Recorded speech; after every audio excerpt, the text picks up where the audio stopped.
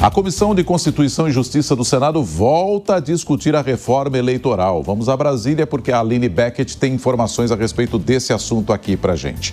Aline, bom dia. Oi, Nonato, bom dia para você, bom dia, Soraya, bom dia a todos que nos acompanham. Isso mesmo, a gente já vem acompanhando a tramitação desse projeto de lei do novo Código Eleitoral, que estabelece novas regras de sistematização para o Código Eleitoral brasileiro, tanto para eleições municipais quanto para eleições federais também. Esse projeto de lei já recebeu 373 emendas, que são sugestões por parte dos parlamentares no Congresso Nacional. Desse número, 335 já foram analisadas pelos parlamentares. O relator é o senador Marcelo Castro, do MDB do Piauí, ele que trouxe um substitutivo ao texto original, incorporando mais de 40 emendas. Já houve audiências públicas sobre esse projeto de lei em abril e o texto foi adiado algumas vezes, inclusive essa própria tramitação na Comissão de Constituição e Justiça também já foi adiada algumas vezes por conta da falta de consenso entre os senadores no Congresso Nacional, porque é a CCJ que determina se o projeto é ou não constitucional. Mas existem alguns pontos polêmicos que acabam gerando debate ali entre os senadores ainda, que é a quarentena para policiais, juízes e promotores que queiram se candidatar. Isso entraria como uma regra. Também as regras para manifestações nas redes sociais e na propaganda eleitoral, o uso do fundo eleitoral e também a reserva de vagas para candidatas mulheres. Então, amanhã, como você bem disse, a CCJ deve analisar e votar esse projeto antes dele ir ao plenário do Senado Federal e depois que passar ali pelo plenário, passando pela CCJ, ele não precisa mais passar por outras comissões temáticas, então ele já vai direto ao plenário e depois ele segue a tramitação normal na Câmara dos Deputados antes de ir para a sanção presidencial. Eu volto com você. Muito obrigado. Aline Beckett com informações para a gente em Brasília e é assunto aqui para a gente convocar os nossos comentaristas. Deise Ciocari e José Maria Trindade estão com a gente nesta manhã. Ô Zé, qual é que você pensa dessa atualização aí da reforma eleitoral? Eu entendo que a gente precisa estar sempre modernizando, acompanhando aquilo que está rolando e como o mundo vai evoluindo. O que você pensa, Zé? Os deputados e senadores pensam no seu quadrado. O que vai acontecer comigo depois de votar esse projeto? É assim, o mais bobo aqui, dizem, é o primeiro suplente, ou seja, aquele que não conseguiu entrar na Câmara e Senado. Essa reforma eleitoral esconde proteções exageradas aos deputados e senadores. Primeiro, prestação de contas simplificada, acaba com o recibo do doador, ou seja, tudo muito mais fácil para burlar economicamente uma eleição. Deu ruim, como se diz na prática do dia a dia, para alguns deputados e senadores que receberam dinheiro sem a comprovação. Por outro lado, também unifica ali a fase de desincompatibilização e tem, sim, alguns pontos positivos de atualização, como diz você, mas a maioria é de autoproteção. Por exemplo, a fase de inelegibilidade, a Justiça conta a partir do final do mandato.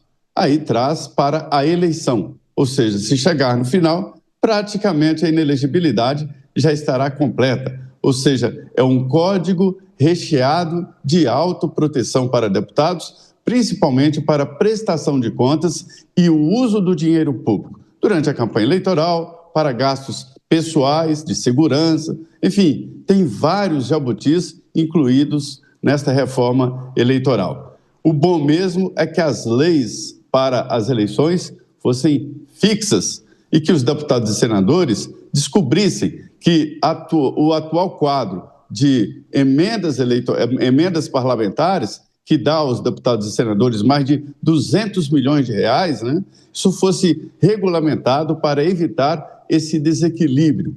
Hoje, um deputado tem 90% de chance de eleição. Quem está entrando novo, né, na política não tem as famosas emendas parlamentares. Olha, Nonato, o ministro Flávio Dino disse uma frase certa: deve ter emenda parlamentar no céu, porque senão não seria céu, né?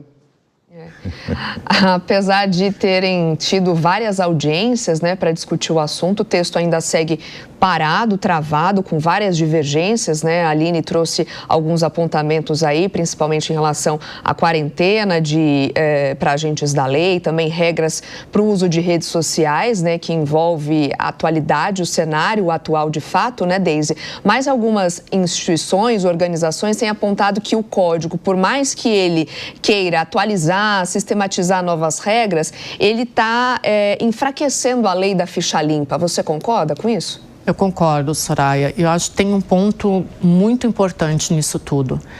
Quem muda as regras do jogo perto do apito inicial não quer transformar a democracia, não quer mudar o jogo, quer poder. A gente tem um ponto muito importante aqui, porque a reforma eleitoral ela volta para a CCJ agora. E o que está em jogo não é só um ajuste técnico, é poder. Porque olha só, o novo Código Eleitoral agora, ele pretende organizar as regras para 2026, mas aí o Zé Maria tocou nisso. Temas como inteligência artificial nas campanhas, quarentena para juízes e promotores, cotas para as mulheres estão dividindo o plenário. E aí o que o Senado, o que o Congresso Nacional está fazendo? Está atropelando esses debates que são extremamente importantes para quê? Para 2026. O Congresso Nacional não quer discutir com profundidade inteligência artificial, que é um tema que vai tomar conta do debate eleitoral do ano que vem. Aí querem atropelar isso, querem mudar a regra logo no início do jogo, querem passar por cima disso, e aí ano que vem a gente vai tratar isso como numa eleição presidencial? Como que a gente vai discutir inteligência artificial ou vai discutir quarentena para juízes e promotores no meio de um debate presidencial? Como que isso vai ser tratado? Como que a gente vai colocar uma linha no meio desse jogo? Como que vai ser isso numa eleição presidencial? Entende? Não vai ter regra, vai virar uma bagunça. Então, assim, se trata muito mais de poder e de deixar os mesmos nos cargos, da perpetuação do poder que a gente sempre tem falado, do que de realmente colocar regra, de deixar o jogo limpo. Então, isso não vai acontecer, a gente vai perpetuar os mesmos no cargo. Não é simplesmente deixar as regras mais limpas, mais claras, para que o jogo mude e fique mais transparente. Não é isso que o Congresso está definindo aqui.